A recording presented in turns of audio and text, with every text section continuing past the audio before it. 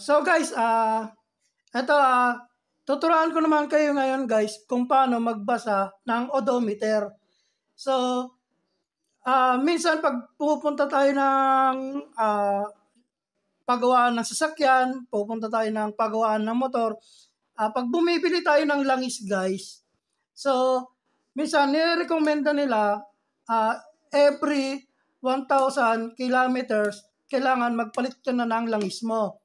O every 700 kilometers, palit ka na ng langis mo. So, paano mo ba malalaman yon? Doon tayo papasok sa odometer. So, ganito yun guys. Kung ang nirecommend ng ganito guys. So, tingnan nyo lang ito sinusulat ko guys. Ito. So, kunyari, ang nakalagay doon sa odometer mo, ang nakalagay dyan ay 1,000. Ang nakalagay dyan, so magbibilog muna tayo guys. Yan. 1, 2, 3, 4, 5.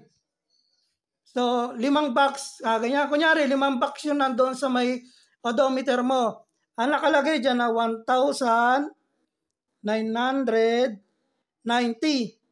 1,990. So, paano naman yan paano naman nagkaroon ng ganyang kalaki? Paano siya tumatakbo ng ganyan? So, papaliwanag ko sa inyo kung paano siya nagkakaroon ng by number na ganyan sa odometer natin.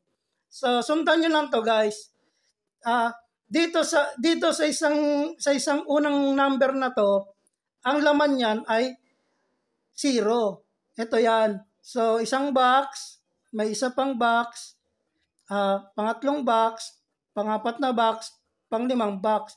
So, once na bumili ka ng motor, galing ng kasa, bumili ka ng sasakyan, kotse, galing ng kasa. So, yung box na yan, wala pang laman yan. Walang laman yan. So, lahat yan, 0, 0, 0, 0, 0. So, paano ba siya nagkakaroon ng laman? So, dito papasok yung pag tinakbo mo na yung motor mo, tinakbo mo na yung kotse mo, magka-count to, dito mag-usimula yan sa bandang kanan. Magka-count yan ng 1. So, tinakbo mo ng kilometers ulit yung motor mo, magka-count yan ng 2. So, tinakbo mo ulit ng kilometers yung motor mo, magka-count yan ng 3. So, tinakbo mo ulit ng kilometers yung motor mo, magka-count yan ng 4. Tapos, tinakbo mo ulit ng kilometers yung motor mo, magka-count yan ng 5. Tapos, tinakbo mo na naman yung motor mo ng kilometers, magka-count yan ng 6.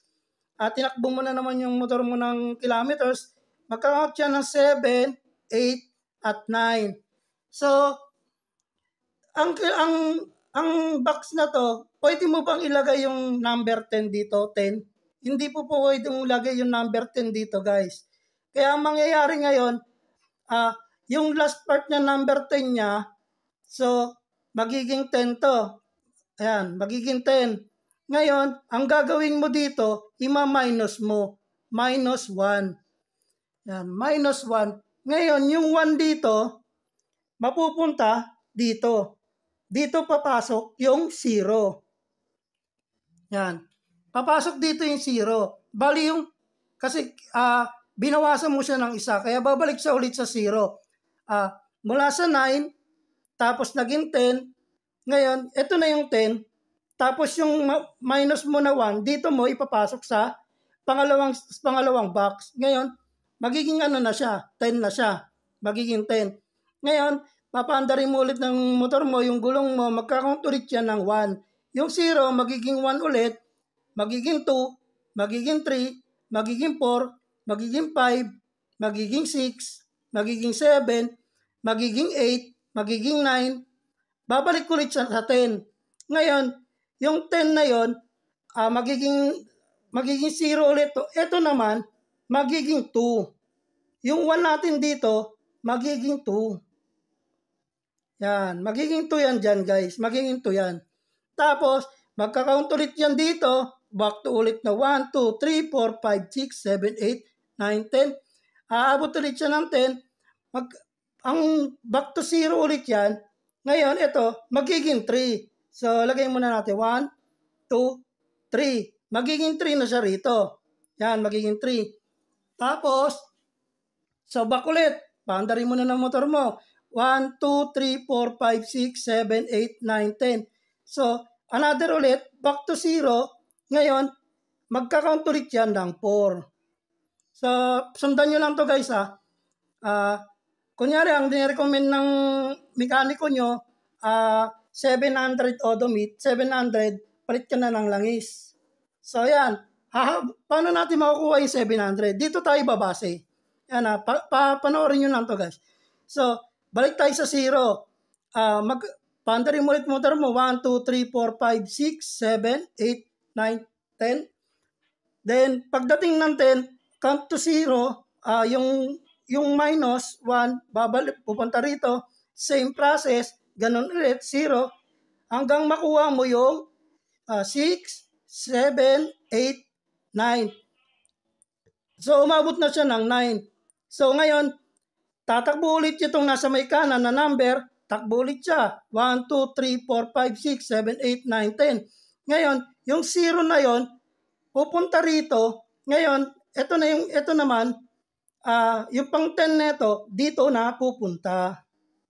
Yan. Ngayon, ito naman, magiging 9. Yan. Ito naman, magiging 9 yan, guys. Magiging 9 yan.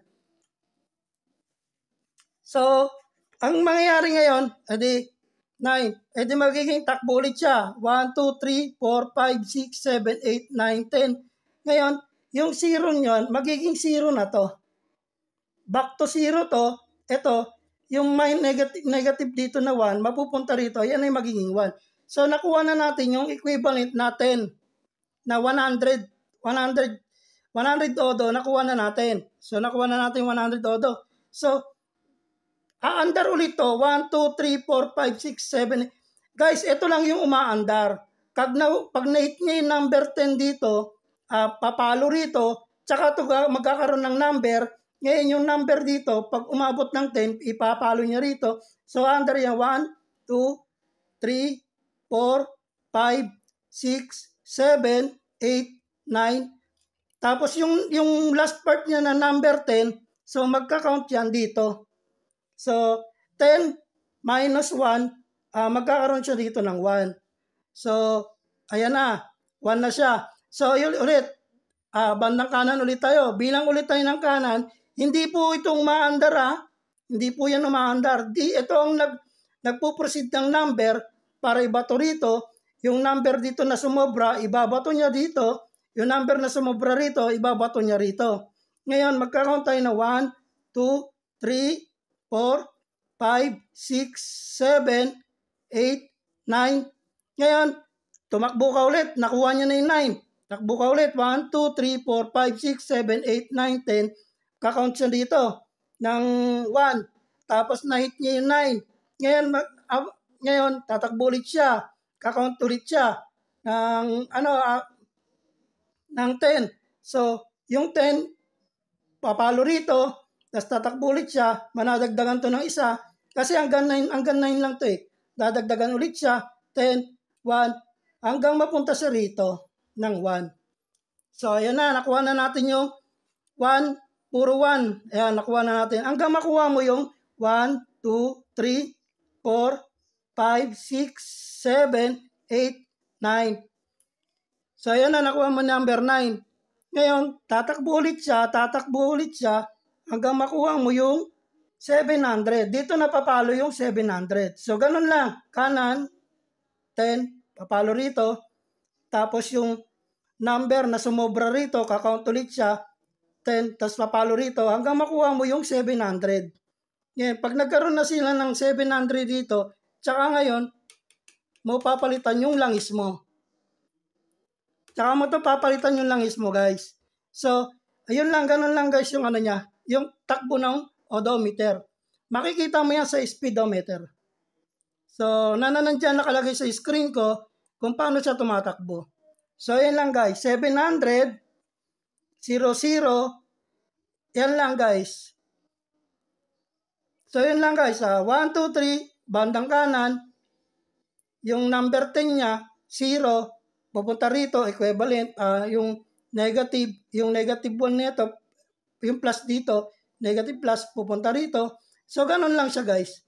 Tapos, takbo na naman to, madadagdagan to, pag nag-10 to, idadagdag niya rito, tatakbo na naman tong kanan, ganun lang. Pag nailagay niya rito, yung sumobra rito, dito, parang pansinin niyo guys yung balde. 'Di ba pag natatapon yung balde, pag napupuno, isinasali natin sa kabilang balde. So, ganun lang siya guys. So, sana may natutunan kayo about sa odometer kung paano siya basahin. So, yun lang guys at maraming salamat.